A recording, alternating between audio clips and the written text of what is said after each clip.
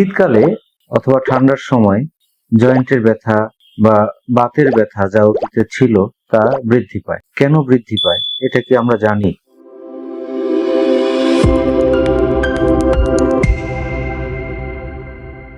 Orthopaedic and Multicare হসপিটালের পক্ষ থেকে ডাক্তার দেবদুলাল দেবনাথ আপনাদেরকে জানাচ্ছি স্বাগত।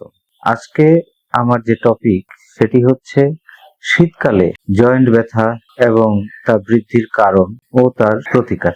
শীতকালে অথবা ঠান্ডার সময় জয়েন্টের ব্যথা বা বাতের ব্যথা যা অতীতে ছিল তা বৃদ্ধি পায়। কেন বৃদ্ধি পায় এটা কি আমরা জানি?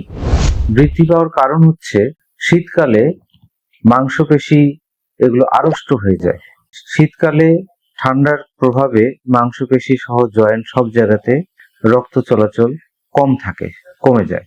এই যে মাংসপেশির আড়ষ্টতা, রক্ত চলাচল কম হওয়া, পাশাপাশি এই মাংসপেশি সহ জয়েন্টের চারপাশে যে নার্ভগুলো আছে তারা শীতের কারণে সেনসিটিভ হয়ে যায়। এই তিনটা কারণে মূল কারণ শীতকালে জয়েন্টের ব্যথা, মাংসপেশির ব্যথা বৃদ্ধি পাওয়া। এই ক্ষেত্রে আমরা কি করতে পারি? আমাদের যেটা করতে হবে সেটা হচ্ছে ঠান্ডাকে, শীতকে অ্যাভয়েড করতে হবে। অ্যাভয়েড করার জন্য এমন কাপড় চোপড় ব্যবহার করতে হবে যাতে আক্রান্ত জয়েন্ট বা মাংসপেশি বা রিজিয়ন, শরীরের কোনো একটা অংশ, এটাকে আমরা যাতে ঠান্ডা থেকে দূরে রাখতে পারি, এই একটা। আর দিনের শুরুটাই হবে কিছু ফিজিক্যাল অ্যাক্টিভিটি, ওয়ার্কআউট, কিছু ব্যায়াম, এগুলোর মাধ্যমে মাংসপেশি আড়ষ্টতাকে দূর করে ফেলা। এতে করে আড়ষ্টতা দূর হয়ে গেলে রক্ত চলাচল বৃদ্ধি পাবে। বৃদ্ধি পেলে ওই জয়েন্টের ব্যথাটা অনেক কমে আসবে। এরপরে আপনাকে নির্দিষ্ট পরিমাণ ব্যায়াম করতে হবে।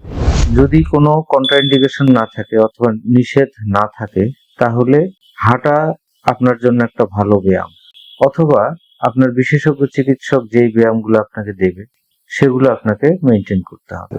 আর শীতকালে মানুষ সাধারণত পানি খেতে কম চায়, যার ফলে পানি শূন্যতা শরীরে দেখা দেয়।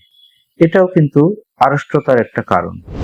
আমরা যদি সাফিসিয়েন্ট পরিমাণ পানি খেয়ে থাকি তাহলে এই পেশির দুর্বলতা, পেশির আড়ষ্টতা এটা কমাতে আরো একটু সাহায্য হবে।